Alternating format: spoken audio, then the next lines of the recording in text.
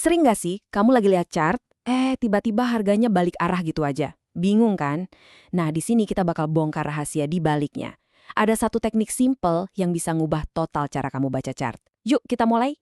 Pasti pernah dong ngalamin kayak gini, lagi asik-asik liatin chart, tiba-tiba harga berbalik di tempat yang kelihatannya, yah aneh aja, nggak ada apa-apa.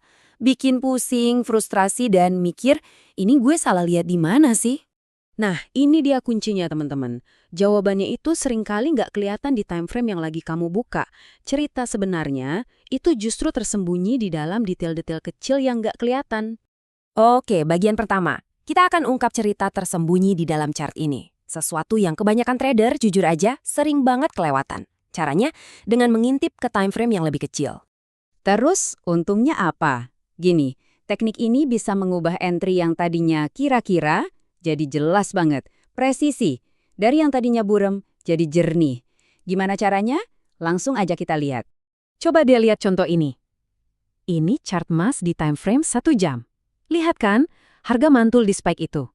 Tapi pertanyaannya, kenapa persis di situ? Zona supply-nya, alias area tempat para seller ngumpul, itu samar banget, hampir nggak kelihatan. Nah, ini yang paling keren. Coba lihat perbandingannya. Di kiri, itu chart 1 jam yang bikin pusing tadi. Tapi lihat yang di kanan, di chart 5 menit, boom! Tiba-tiba zona supply-nya jadi jelas banget. Kelihatan kan? Harga mantul dari situ dengan presisi yang, wah, luar biasa. Jadi, intinya apa? Intinya adalah, dengan kita turun ke time frame yang lebih kecil, kita jadi tahu alasan pasti kenapa harga bergerak seperti itu. Ini bukan lagi soal nebak-nebak, tapi analisis yang dasarnya data jelas. Oke, lanjut. Sekarang kita ngomongin soal cuan. Gimana caranya teknik ini bisa berdampak langsung keuntungan kamu? Yup, kita mau bahas cara memaksimalkan potensi reward.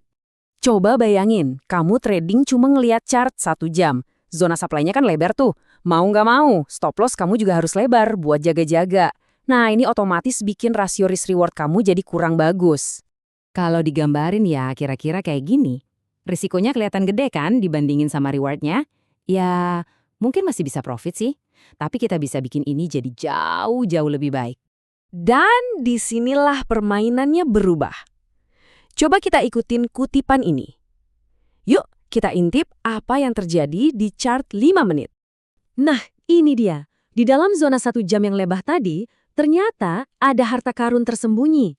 Zona supply 5 menit yang jauh lebih kecil dan presisi. Ini artinya apa? Kita bisa pasang stop loss yang super ketat.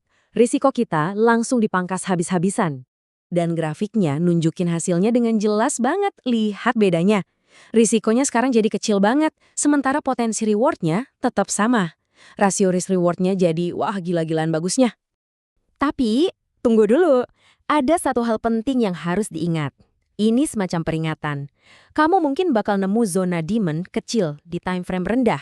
Tapi kok jebol? Nah, itu karena zona dari time frame yang lebih tinggi, kayak zona supply di contoh kita, itu biasanya lebih kuat, lebih dominan. Ini pelajaran manajemen risiko yang penting banget. Oke, sekarang kita naik level sedikit ya. Kita akan coba bedah salah satu pola trading yang paling sering diajarin di mana-mana. Pola break and retest. Kamu pasti udah nggak asing lagi sama pola ini kan? Teorinya kan simple banget.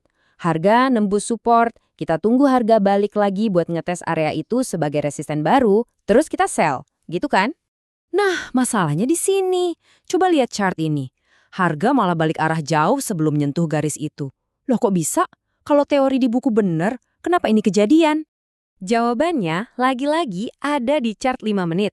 Coba perhatiin deh, area-area supply kecil dekat garis breakout itu udah dites berkali-kali. Istilahnya itu kompresi. Artinya kekuatan para seller di situ udah terkuras habis. Ternyata sumber pergerakannya itu dari zona supply yang lebih atas, yang masih fresh, belum dites. Ya wajar dong harga balik ke situ, ke asal-muasal pergerakannya. Bahkan, kalau kita zoom in lagi ke chart 1 menit, ini jadi makin jelas. Kamu bisa lihat harga bergerak kayak di dalam sebuah channel, ngetes, dan memakan supply sedikit demi sedikit. Ini ibarat lagi membersihkan jalan buat pergerakan besar yang bakal datang nanti. Oke, kita udah bahas banyak banget ya. Sekarang, yuk kita rangkum semuanya jadi beberapa poin penting, semacam kerangka kerja yang bisa langsung kamu pakai pas analisis chart nanti. Ini dia 4 prinsip yang wajib kamu ingat. 1. Jangan malas buat turun ke time frame yang lebih rendah untuk lihat cerita lengkapnya. 2. Pakai time frame rendah itu buat memperketat stop loss dan naikin rasio reward to risk. 3. Ingat, time frame yang lebih tinggi itu rajanya. Mereka seringkali lebih dominan. Dan terakhir, cari sumber asli pergerakan harga. Jangan cuma ikutin pola textbook yang terlalu sederhana. Nah, sebagai penutup, saya mau tinggalin satu pertanyaan buat kamu. Dengan semua yang baru kita bahas ini, coba deh buka chart kamu sekarang. Kira-kira peluang tersembunyi apa yang selama ini kamu lewatkan, yang sebenarnya ada di depan mata dan cuma nunggu buat ditemukan?